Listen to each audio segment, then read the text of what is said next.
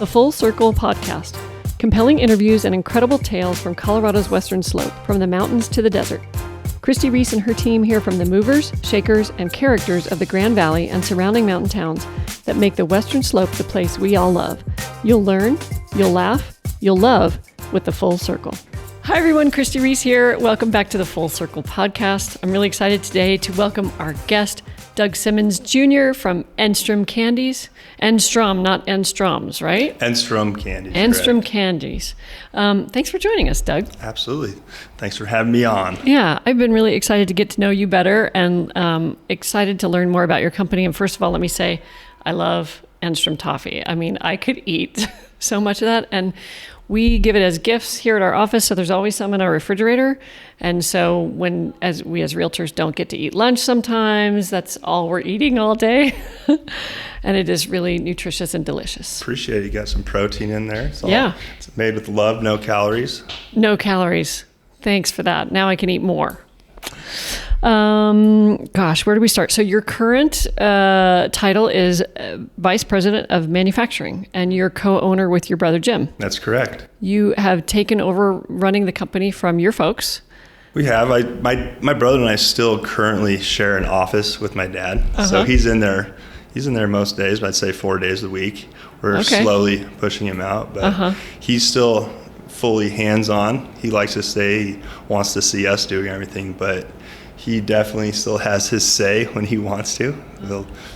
So when he married your mom, because your mom is Enstrom, did he get into the company right away? Did he have a love for what they were doing? He did. He started working at some odd jobs. His first job, they made him clean up, I guess they call it the slop on the floor. After you cook for a while with butter, just to butter the fumes and air and everything, start collecting. And he's the one that was in there doing the dirty work, cleaning that up, and then he eventually got into making the handmade toffee. But then he did end up marrying my mother, and they were working together there for a while, and it came to a point when my grandparents, Emil and Mary Enstrom, had asked my mom's two brothers, Rick and Bill, if they had any interest, and at that time they didn't. And then they asked my parents if they did, and like, hey, we're very interested. So they ended up buying the company from Mary and Emil Enstrom. Your brother, uncles kind of kicking themselves later down the road? They were a little bit here and there. My uncle Bill was a farmer, and he went out to Kansas and helped run farm equipment and kind of liked doing that. He never really wanted to come back. Yeah. My uncle Rick and my aunt Linda actually, as soon as we started opening stores in Denver, don't mark me on this, but I think it was the early 90s that we opened a store in Cherry Creek, and now we have one in Arvada as well. They still manage the stores out there. And actually, just last year, my cousin Brendan, he's moving in. He's going to start managing them, and my aunt and Uncle Rick are kind of moving their way out. Awesome. So it's a real family affair because you're fourth generation in the business, right? Yep. My mom's grandfather, my great-grandfather started in 1960. Mm-hmm. And he was just making candy for friends, and it's kind of a hobby. That's exactly what he said. He used to say, "He's like, I'm just here making candy for a few of my friends." And it's turned into a little bit more than that now. But yeah, I love thinking about what it was like in Grand Junction during those years and how word got out. We didn't have social media and all that kind of stuff. So yeah, it was more or less a hobby for him when he started doing it.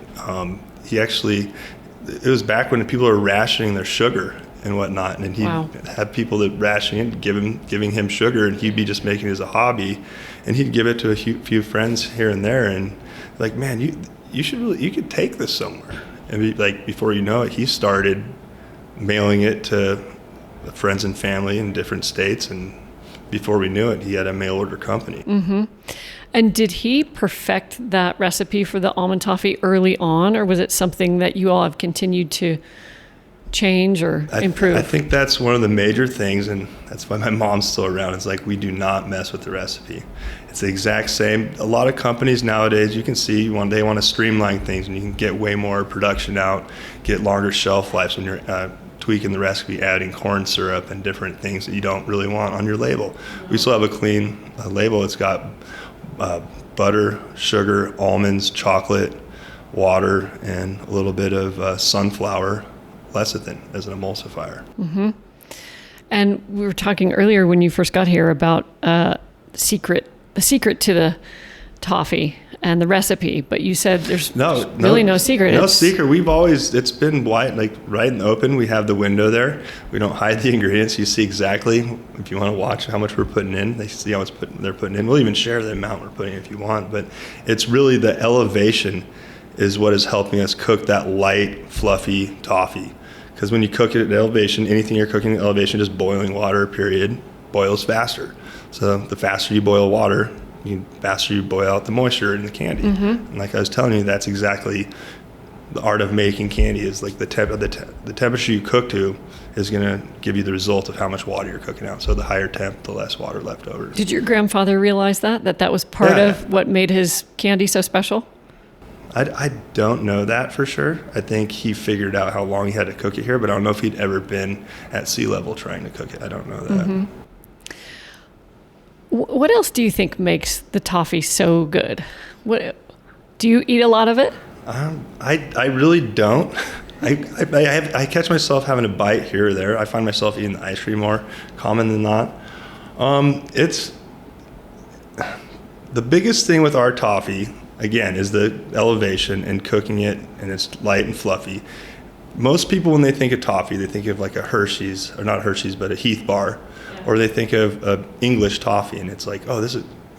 In England, sometimes they give you your toffee like a hammer, joking around, because you need to break it. Right. So we don't really, we claim ours is like a soft, fluffy toffee, and I think that's what we really get away with. And it takes people at least trying our candy to know that it's something, because a lot of people come off thinking they don't like toffee until they try our toffee, and that's like our biggest selling point is you get it in someone's mouth. That's our biggest selling. Absolutely, because I take it when I travel. I take it as gifts. Sometimes people say, "Oh, I'm not a toffee fan." I'm like, "Try it." And that's been our biggest thing. Is like, it's like everyone's like, "How do you market your toffee?" And it's what they say is it's like getting on the national candy aisle, right?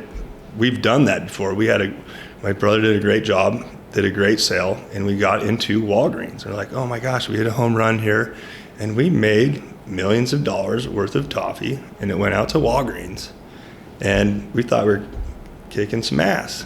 And then here we go, we find out there's two parts to making this sell. Once you get on the shelf, that's one part. The second part is getting off the shelf. So we got out there, and I don't think people think they like toffee until they try our toffee. And we didn't get off the shelf, so we ended up having to do a buyback, because after a year, it's a perishable good, so we ended up buying back the toffee from them. Because they're not going to be giving samples at Walgreens. They aren't.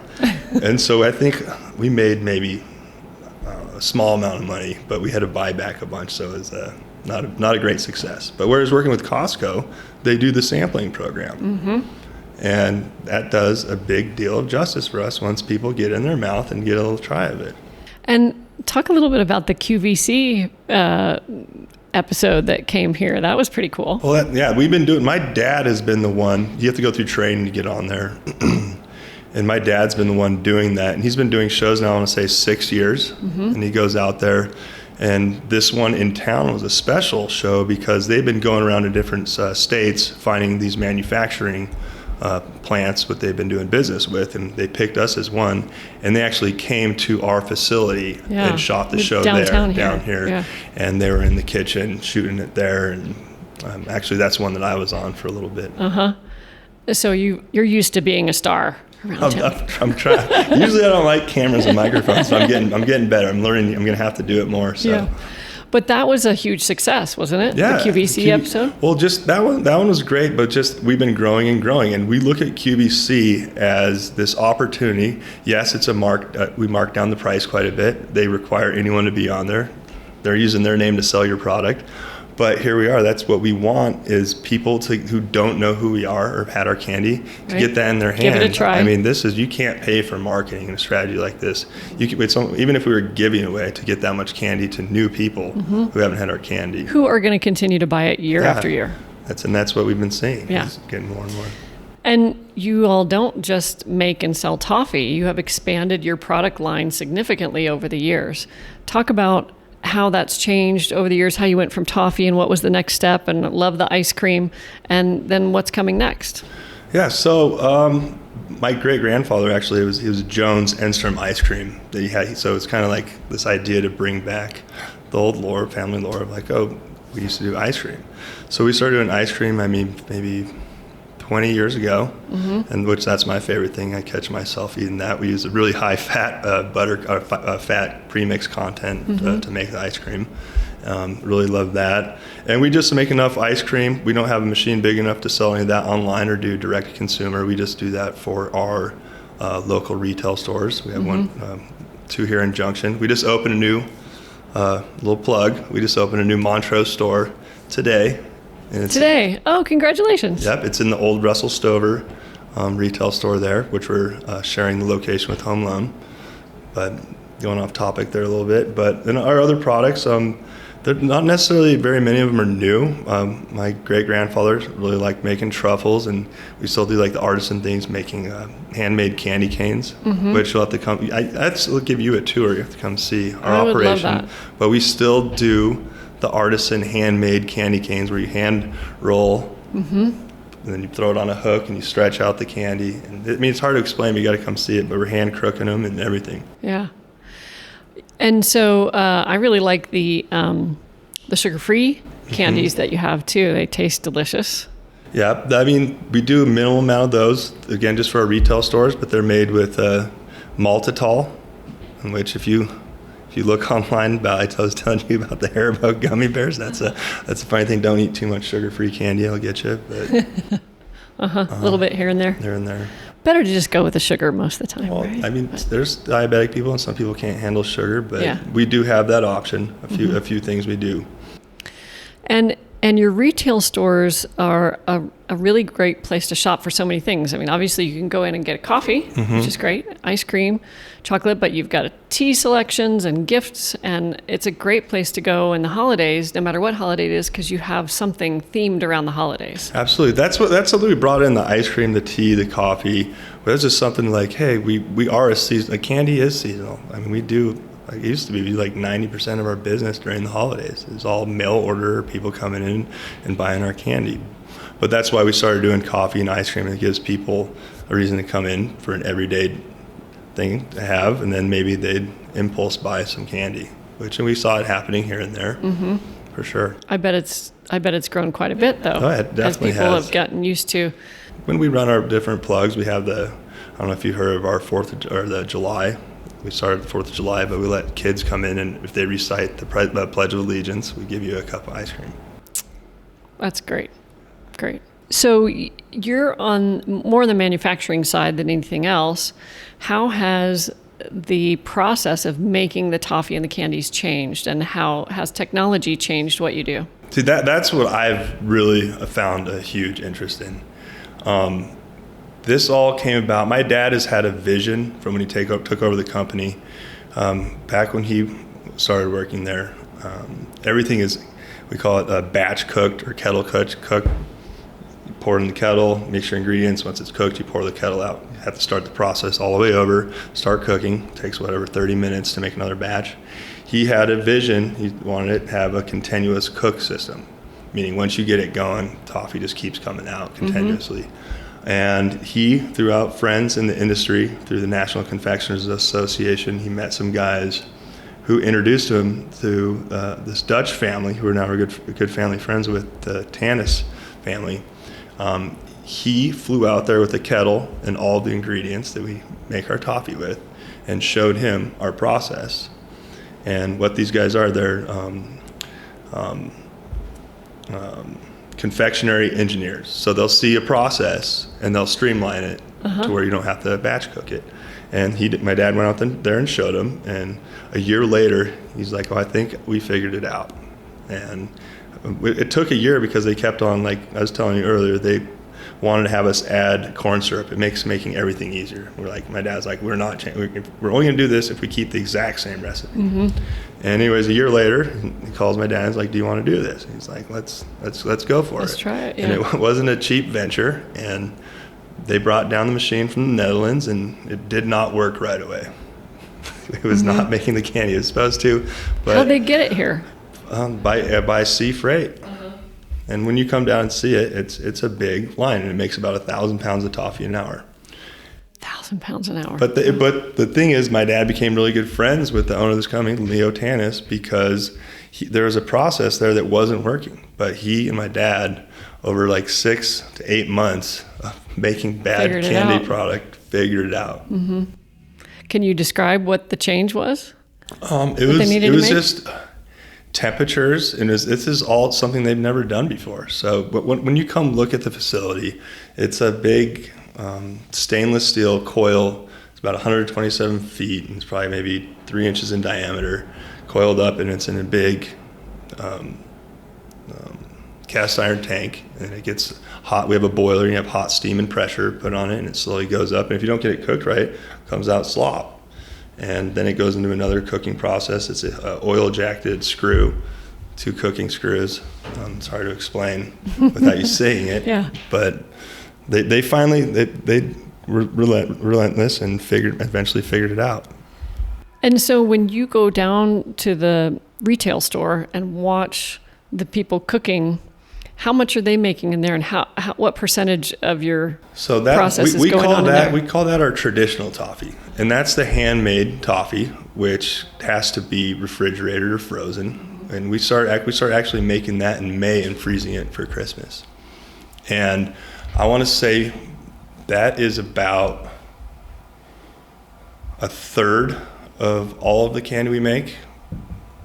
So we have 2 different sides of the business. We have a retail and our wholesale. Mm-hmm. When I say retail, that's anything in our retail stores or our direct to consumer from our website to a customer. When I say wholesale, it's like a Costco or a QVC, or there's some other companies that we sell with that have NDAs I can't say. But those are we make the toffee and it goes to someone else and they sell it. But we make about 3 million, last year we made about 3 million pounds of toffee. And we do about half and half retail and wholesale. Okay. And so the handmade stuff that you see being made on site there through the windows, how is that different from what the machine is doing? So it's the exact same ingredients. When you see the handmade stuff, it's slabbed out, mm-hmm. right? And then they cut it into bigger chunks, and they take that and then they take it back, and it's hand broken and packed in boxes. Mm-hmm. The stuff on the toffee line is poured out on a stainless steel belt, probably maybe 1.5 feet wide, and that goes down a long process of cooling. And then it's actually slit into little 1.5 inch strips, and then that's chopped into little 1.5 inch by 1.5 squares, and we call those petites. And what happens is they get fully enrobed in chocolate. Yeah, thanks for leading this on. This is good. We've found out down the road throughout doing this, if you completely enrobe a piece of toffee in chocolate, the cocoa fat acts as a great barrier, keeping the oxygen out of the toffee. Because mm-hmm. What happens is oxygen gets into the butter fats, and oxidized butter fat is rancid fat. Okay. And so that's why that's where our hand-broken toffee, where the sides are exposed, it has to be frozen. Right. So when we completely enrobe in chocolate, the cocoa fat is acting as a barrier, keeping the oxygen out, and we actually get a year shelf life. So that's what's opened us up in this wholesale world where we can have it on the shelf without it being frozen. Yeah.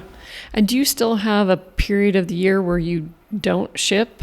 I think I was reading something about that. We are right now, but you better order quite a bit of toffee, because it's probably, you're going to spend $15-$20 to ship a $30 box of toffee. It definitely makes it hard.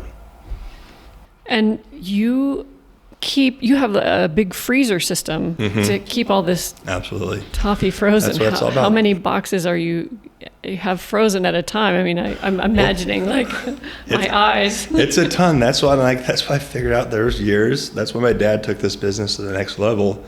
Is that I understand why he was stressed out come the holidays, because he would make a decision how much toffee he's going to make compared to the last year. Right. And it kept growing. We don't want to run out. And you're making a perishable good. But we can't make all the toffee we're going to sell during Christmas in a couple weeks. Mm-hmm. Like I said, we started making toffee in April, freezing it, getting ready to sell for the fourth quarter in the Christmas rush. Because when we're busy in our mailroom, FedEx will come and park a couple of trailers. In our busy days, we'll be sending out 30,000 boxes in a day. On our few busiest days, yeah. That's amazing. Wow. And you do you ship overseas mm-hmm. for service members for free? Is that right? Yeah, we do that. No shipping charge. Try to do the small things. Yeah. We try to, like, every once in a while we will. No one's perfect. We do overproduce here and there, and it's not like my dad says we're not manufacturing flashlights. You can't sell them next year. So when we do try to give back some of the candy we overproduce, like we've given it to D51 a few years back when we overproduced, and we do try to ship a bunch of candy overseas to our men and women out there protecting us. So that's awesome. Well, call me, Doug, if you have extras you need to get rid of. Well, I'll drive down there. Hope you got a big truck. What you talked about that you like the ice cream. Is that your favorite thing there? Do you have other favorites? Do you have a favorite flavor? I like turtles. I like caramel. And don't get me wrong, I do like toffee, but I don't know, I eat that seldomly compared to everything else. But the ice cream, my favorite ice cream is the cookie dough. And it's just when I get done with lunch and I'm coming back in, I'm checking on my retail folks. That's the one thing that tempts me. I don't get a cup. I'll just get one little plastic spoon, and every day I'll have one little scoop, one little spoon scoop. The advantage of being a ice cream store owner. Yeah. So what do you see for the next 10 years in this business? Well, right now, our biggest problem is running out of space. Once you come and visit, you'll see we're on top of ourselves, and we're running out of warehouse space. We've been in the midst, on and off, for the last 3 years of looking at building an expansion facility, and just with the cost of building, you being real estate, understand this has been going up and up, and we don't know if it's going to come back down. But we had built out a plan for a whole new plant and facility. And we were going to do it, and looked at the prices like, we don't want to build this when it's the peak of how expensive everything is right now. So right now my dad and I yesterday went and looked at a piece of property that there's a warehouse for sale. It's about 18,000 square feet that we're going to be purchasing here, it looks like, just for some off-site storage that we really need. But currently we are working on plans to build a whole new facility out on 28 Road, which is we're way overdue. Mm-hmm. Not only for production reasons, but for warehousing. I have some great warehousing guys that they're on top of each other, and it's like playing Legos with pallets. Yeah, I bet. And so what do you envision happening with the facility downtown? We don't know right away. We'd love to. We definitely are going to keep our retail store there, because the retail store has been there since 1960, since inception. So we'd keep that there. But I think our vision now, downtown does not need a manufacturing facility right there. And I think there could be anywhere from housing to a restaurant on top to retail on the bottom. But I think that corner right there has some way cooler uses. It is a great location. It's really nice to be able to walk there and get ice cream and everything you need. I know from experience talking to people that your company is a really great place to work. Talk about, as a leader of the company, how you treat your employees and how important that is to you. Absolutely. I think, I don't want to throw my dad under the bus here, but I think my management style is way different than my dad's. He's a little more vocal. I've been in the toffee kitchen when he gets upset with everyone when something goes wrong. He's going to let you know. He's definitely going to let you know. I'm very quiet. You'll know if I'm upset with you. I don't have to say very much. I demand everyone's respect. And if I'm upset, you're going to know. It's more like shame than being aggressive and yelling at someone. But for the most part, we have some very respectful employees. We've created a workplace that people really want to work at. And I think a lot of the ways how this has happened, we have really good longevity and we have really good leaders. And it just shows when we have new people coming to work and they see people that have been there for, anywhere from, we have employees that have been there for 40 plus years. Karen in the retail store, I don't know if you met her. She's been working there before my parents. Karen Compton. And we do have a lot of people who've been there 18, 25, 30, all the way up to 40 years. People see them like, hey, this is a great place to work. Mm-hmm. And we want to treat our employees great benefits and 401k matches. And getting into that, it's been getting this one. That's one of the toughest things we've been seeing is with growth. And I don't know after the pandemic, it's been hard to keep employees. The turnover has been really fast, and we've been growing. This is the first year that I'm going to be having, we've been running 2 shifts downtown, 2 8-hour shifts since April. And that's not, the toffee kitchen itself is 1 shift, but I'm talking about the toffee line and the main continuous cook process. So we have that thing running 16 hours a day. And right now we have, with a few Denver retail stores, we have just over 200 employees, with 120 of those fully benefited with 401k match. That's great. And how many employees do you hire seasonally when you're busy? How many do you feel like you have to bring on? So that's a great point, because that's what it used to be. Back when my dad was doing it, they would literally hire people. And some people like to work half a year and then be home with their kids during the summer or whatnot. But we'd hire people in April, get ready to make candy, but come January, you knew you're seasonal and you got laid off. Nowadays, we are working way past that and doing this wholesale stuff, being able to be in the Costco's and the QVC's and some other big box stores where we're able to cook year round. And we have very few seasonal employees now. I mean, some on the retail side. Side, I mean, you have to have more for the shifts on the retail side, right? Yeah, well, and we ramp up quite a bit during the holidays. So that's why I'm saying that's seasonal. But as far as making the toffee, we're hiring people on, and even when we're not going to be making, we don't make handmade toffee year round, because we make it from April to December and fire back up here and there for a couple weeks at a time. But we have 10 people in the toffee kitchen making it and about 20 people packing it, and that's 30 people that we're able to keep on full time. They used to get laid off in January, and we have to find different odd ends for them to do, which keeps things way easier for everyone, for them to be worrying, and also just keep people on. And tell us about your partnership with Strive. Strive. Oh, yes, my brother does that. My brother's actually on the board for Strive.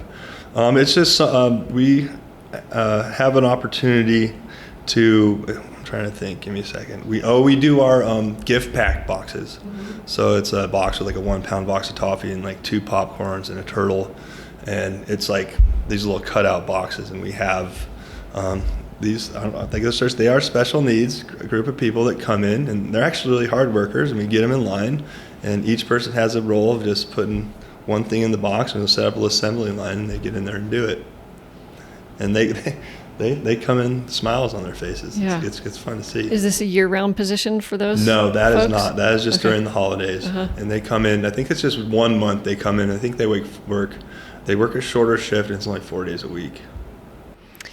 Who do you think who's your biggest competition in the toffee This is the weirdest thing. Everyone thinks that it's going to be another candy company, and it's not. I mean, there's no one out there. I'm trying to be humble, but there's no one out there that does a full butter toffee without corn syrup like we do.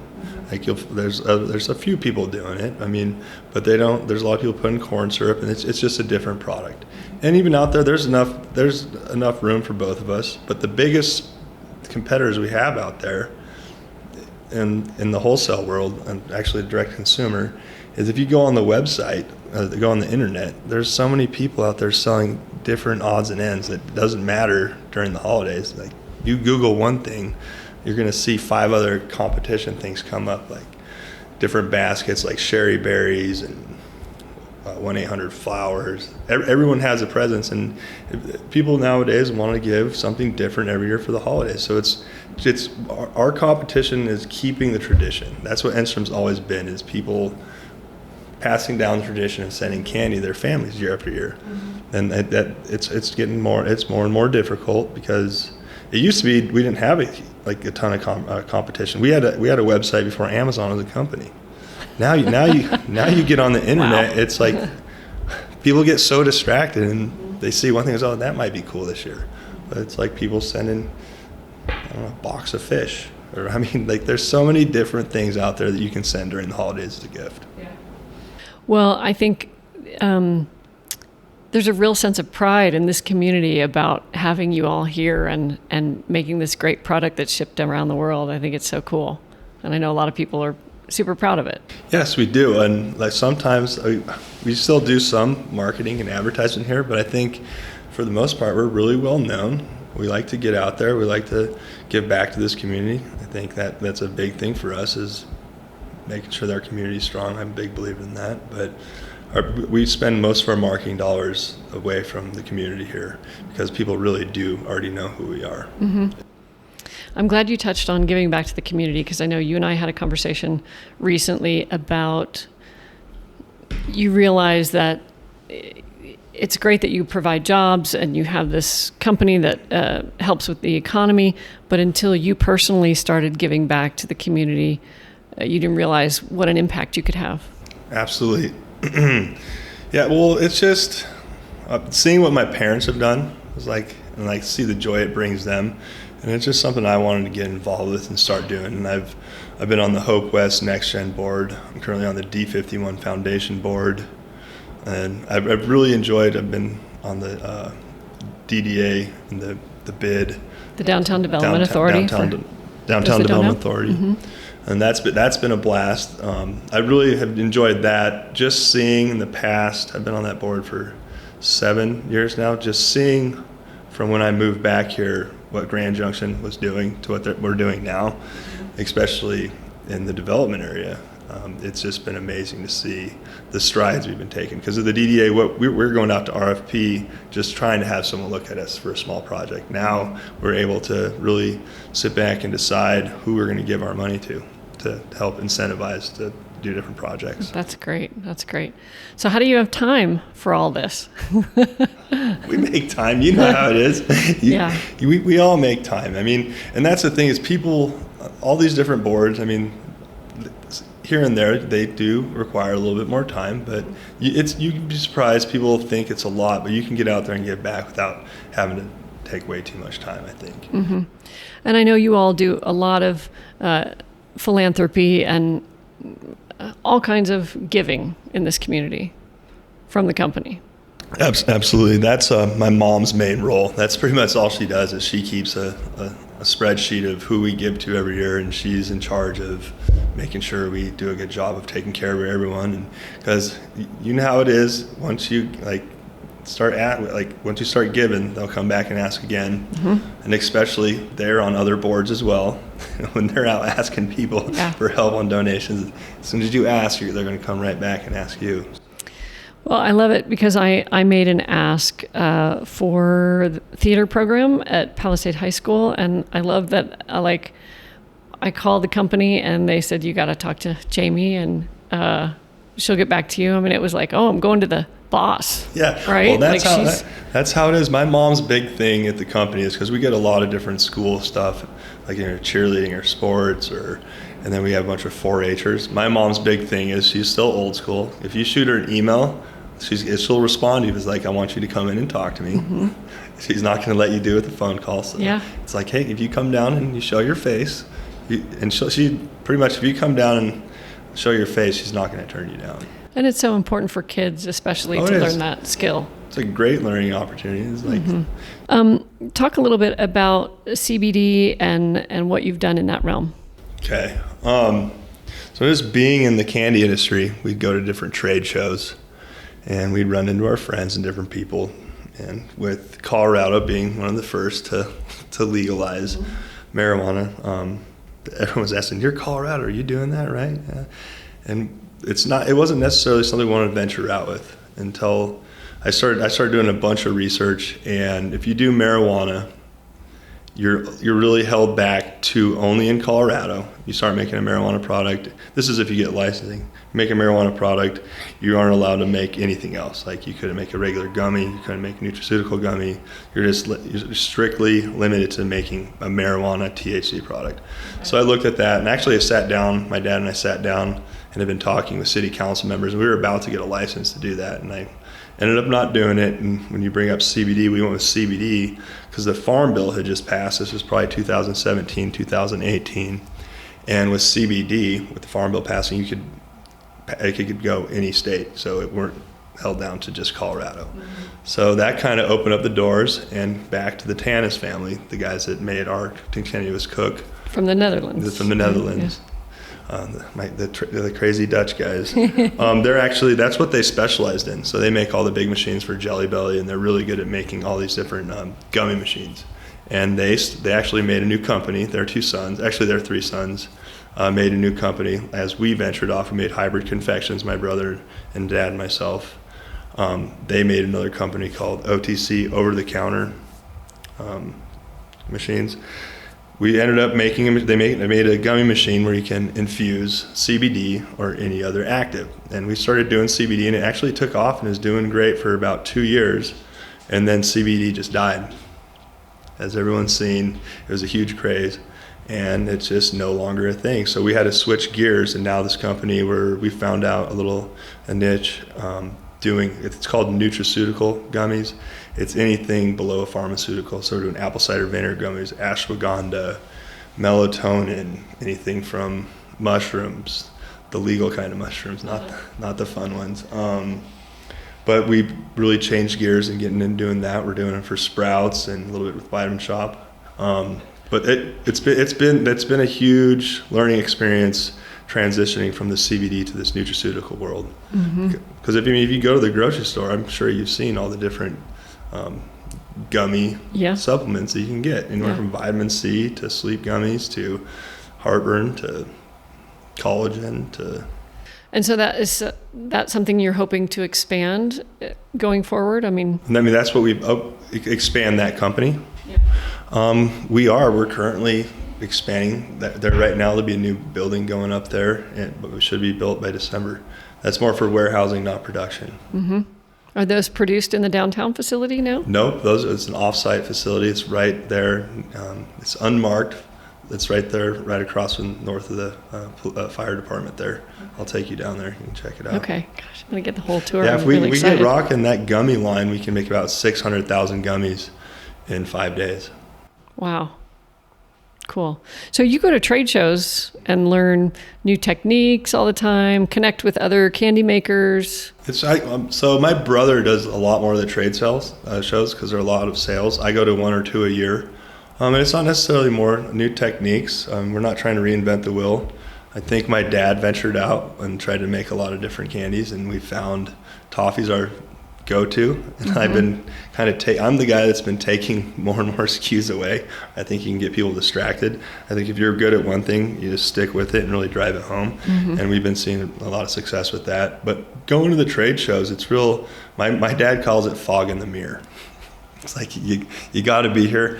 So I'm not poo-pooing them, but sometimes we don't get a ton out of them. But I mean, if you're out there selling and Costco's walking around and they don't see you out there, like, oh, where's Enstrom? Mm-hmm. But I mean, we go to these trade shows where we're a little guy out there compared to the Mars, the Jelly Bellies, the Hershey's, Right, but so much better. So much better. Thank you. Yeah. Well, Doug, is there anything else that you would like to share with us about Grand Junction or the company, or speak to our listeners? No, my dad's goal was to create a business to have his sons want to come back and not only be big enough, but to want to work for.